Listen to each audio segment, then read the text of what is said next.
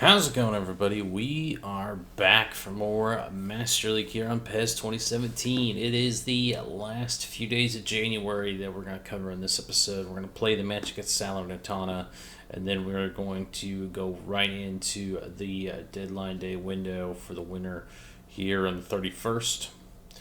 But a little bit of housekeeping items I want to address first and foremost. So, you remember a couple episodes ago we picked up a youth team player to add to our squad. I've gone ahead and changed this to a different player, actually a real life player instead of just a generic player. Welcome to the club, Nantu.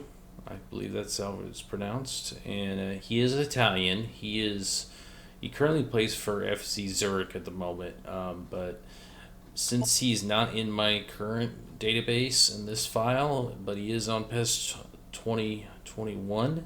I've gone ahead and taken his stats from that game and inputted here and also made some changes. But look at this kid. Look at this development. Oof, that is very impressive. This guy's going to be a future star potentially. So he's in our squad. So now we're going to see if we can develop him. He's 16 years old, 60 rated at the moment.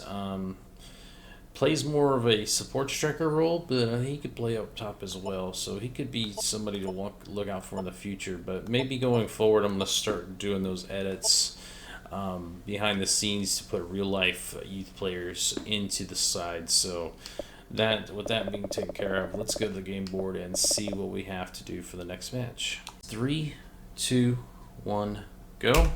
It's a 2. And we can offer contract extensions. So this is perfect because we do have a couple of players we need to get contracts re-signed. So we're going to run down the list of the squad here to determine who's got less than 2 years on their contracts remaining that we need to re-sign. Andrew is one of those players. We haven't been able to get to an agreement yet, but maybe he'd be more willing to do this time. So let's offer a contract renewal, see if we'll do that. The next player we're going to offer is Capello, who's currently on the transfer block, so we'll go ahead and offer him a deal as well. Now, Longo, we just re-signed, don't need to do him. Lazzarini is somebody we need to re-sign. Going to be a little bit more tricky now that he's no longer our number one keeper, but we'll go ahead and make an offer. Let's see who else. I believe, yes, Casal, one of our depth center backs, needs a contract extension. And then I believe, yeah, Male here, our reserve midfielder has been. I don't think we've played him at all this season, but I'm going to offer a contract extension anyway. See if we can't keep him to develop him further. And then finally it's Daffrey, the reserve keeper. His contract's coming to an end. I need to get him renegotiated as well. And that is it. That is all the contracts we can work with at this time. Here's what the lineup looks like for Venezia as we are on the road to Salernitana. Micah gets a start in net. We got the center backs of Cremonese, Kranjic, and Madolo. Vaca is the defensive midfielder, with the attacking midfielders of Endu and Lolo. Fiordalicio and Lakovic are the wide midfielders. We've got the top two of Monticello and Monte Alto as the forwards. Welcome, ladies and gentlemen, to Salernitana here. I was at the Stadio Ricci here with another Serie B matchup, and it's the battle between the keepers that just been traded to both sides this just earlier this month. As Pomni, our former number 2, is now their new number 1 over there, and we've got their former number 1, Micah, in net. So it's going to be a little bit of a see who got the better deal on this winter with that trade. Obviously, based on overalls, we did get a younger, more developed keeper. But Pomni's still serviceable at his ripe old age. But it's going to be interesting to see who's going to come out on top in this critical Serie B matchup. Lolo turns it over. Oh, that's a foul. Kranjic goes in there hard. a little bit unnecessary, and he's off to the books already for that early challenge. And once again, just makes sloppy mistakes in the midfield and leads to a foul by our center backs.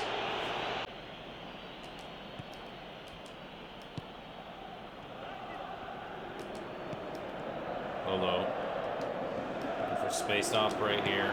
Throw across in, Lakovic, and he sends it over the bar. Unlucky there from the wide midfielder there. He was in a prime position there. Beautiful little build-up play. As both midfielders look to hook up, and Lakovic just tried to poke that over the goal. Oh, we've made too many mistakes here. Oh man, Klein running down the field.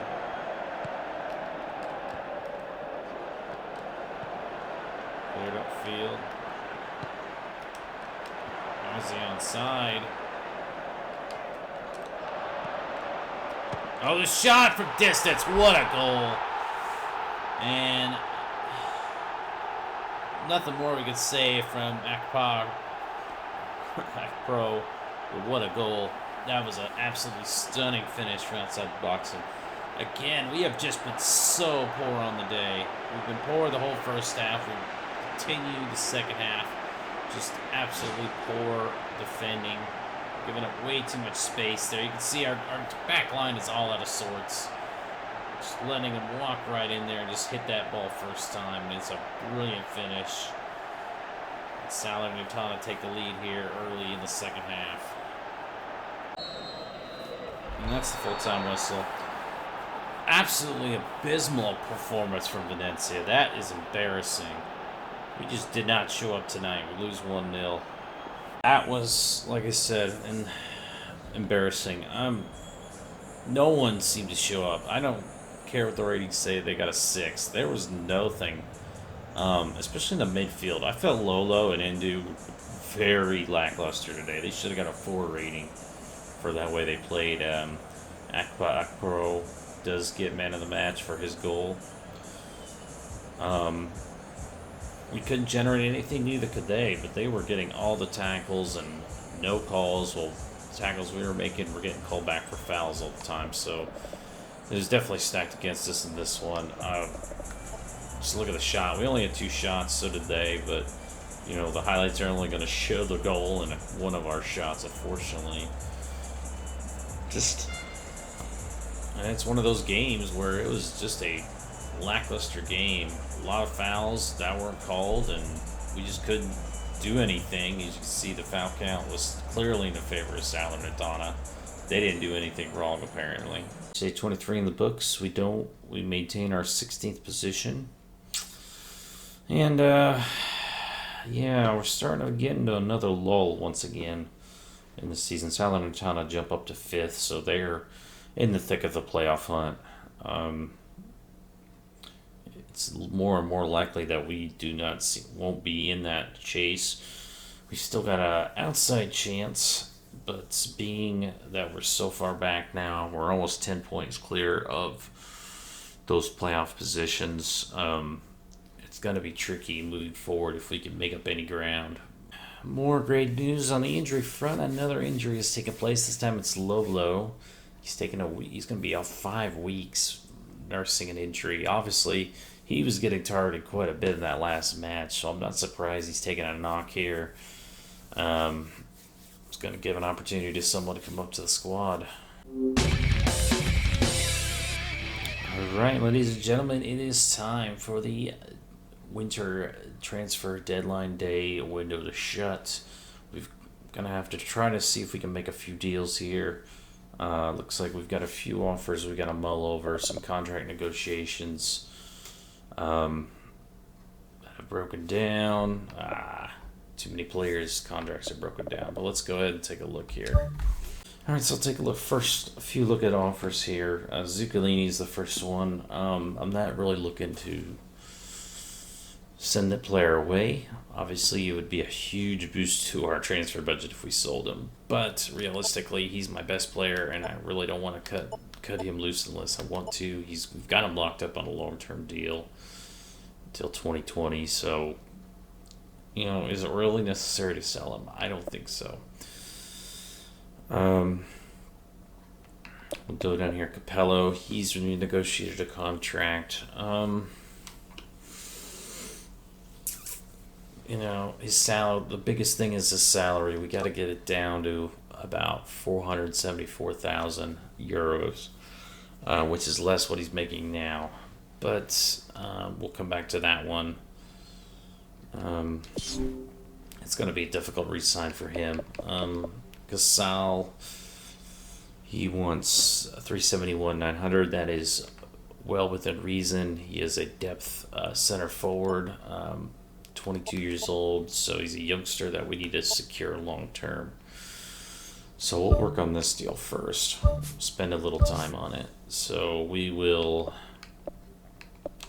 try to extend the length of that contract. I want to get him locked up for as many years as I can, and then we'll proceed forward with that negotiation. Looks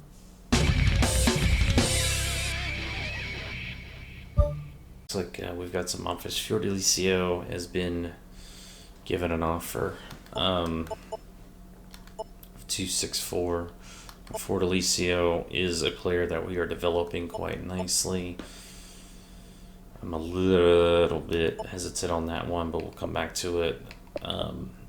Looks like Casala's accepted the offer for a contract extension for 2 years, which is ideal. I would like to get him longer, but if we got to take care of some other deals here.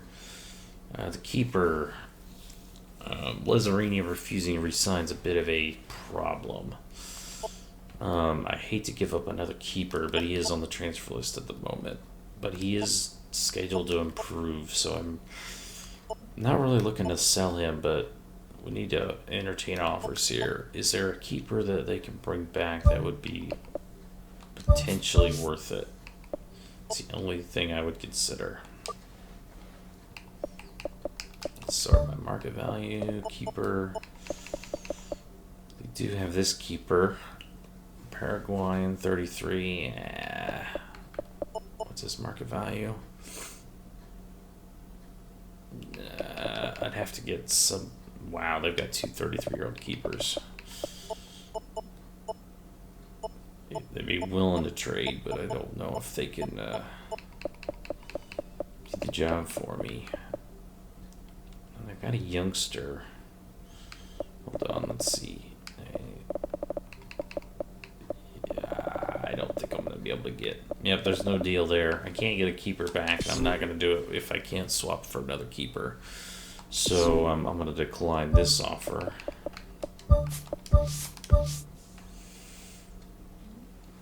Okay, interesting. Fiordalicio. Let's take a look at this offer. Again, he's locked up. We don't need to re-sign him right away, so we can't do a player trade. So it's going to have to be an increase in transfer budget.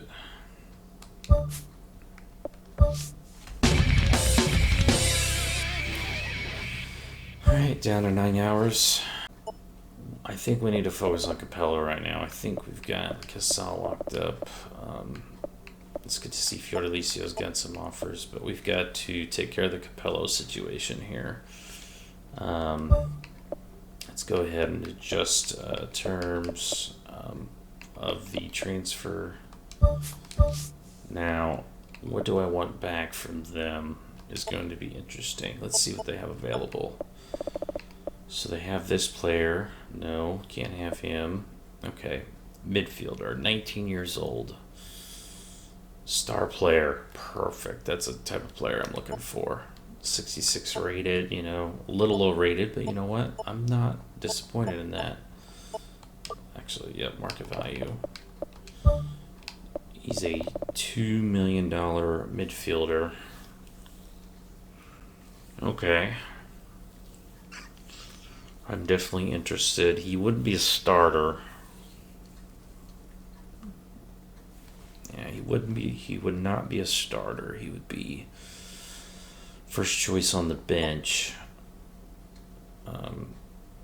Yeah, that salary's $1 million. I can't afford that for a 19-year-old player. $1 million. Yeah, that's not gonna happen.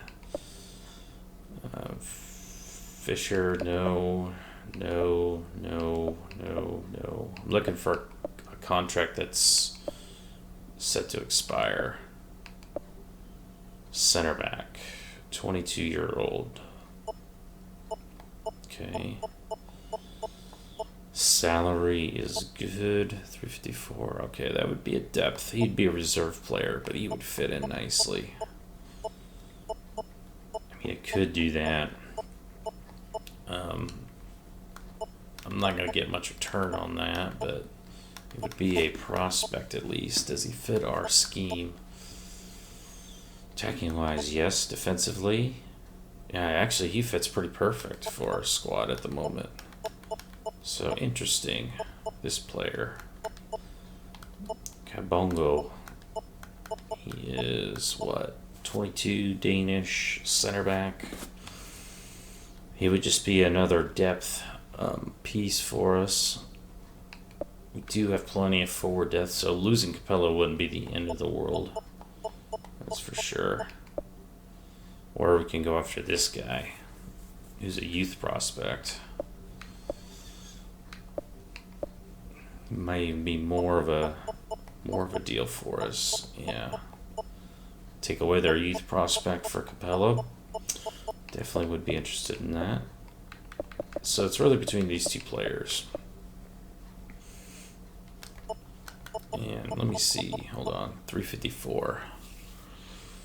He would not crack the bench, but he would be close. Silme would not crack our squad.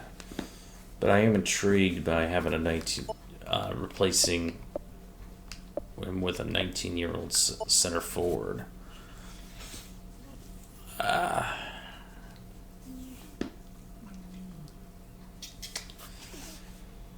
You know what? I'm gonna go for Silmain here.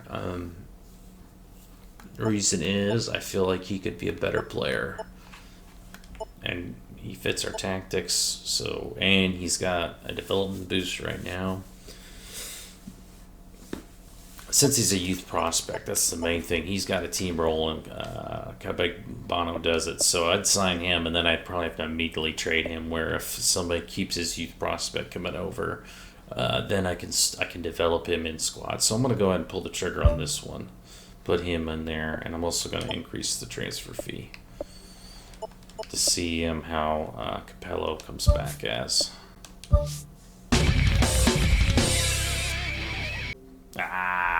Too good to be true. So Capello's deal was too good to be true. I could have really...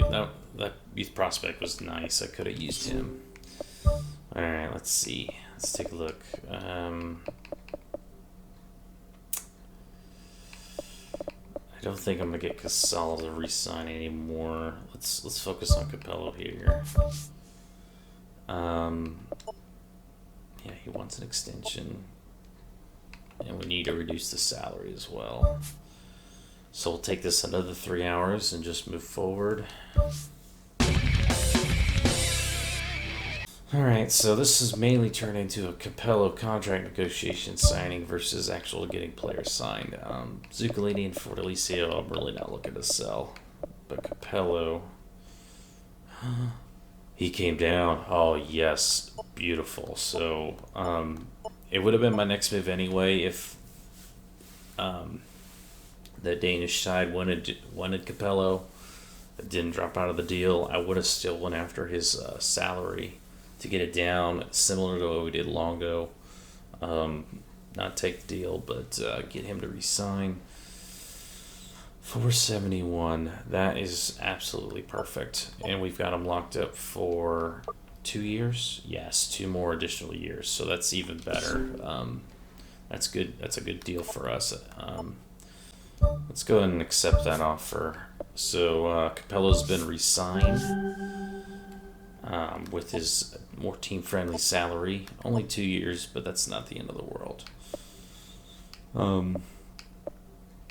You know, as far as money goes, I really don't want to part ways with these players because I've got them locked up on contracts. If this was next year for Fortaleza, I'd be trying to get a player back, but I'm not looking for cash right now because I think our budget's in a healthy state. We don't need to go nuts at the moment. All right, let's get back to Casal here. I want to offer him another extension. I think we can potentially get it. So let's go ahead and offer him another year. See if we can't get him on a 3-year deal.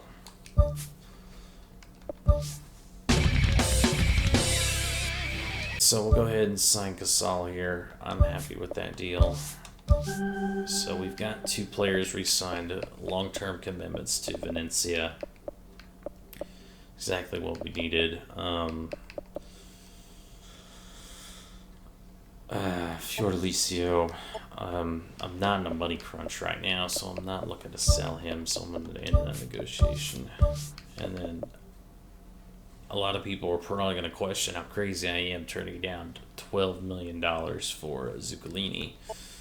But he's still our player starter, and he's our leader. I hate to give up a team role even for $12 million, but with that $12 million, what's it going to get me? I can't really sign anybody with that money right now because our squad is full at the moment, and we're just looking to get our core established. So unfortunately, I'm going to have to decline this offer. Crazy as it sounds, I'm going to call it off. And I believe that is all the deals we can make in this window. So we'll go ahead and simulate forward and end the transfer window.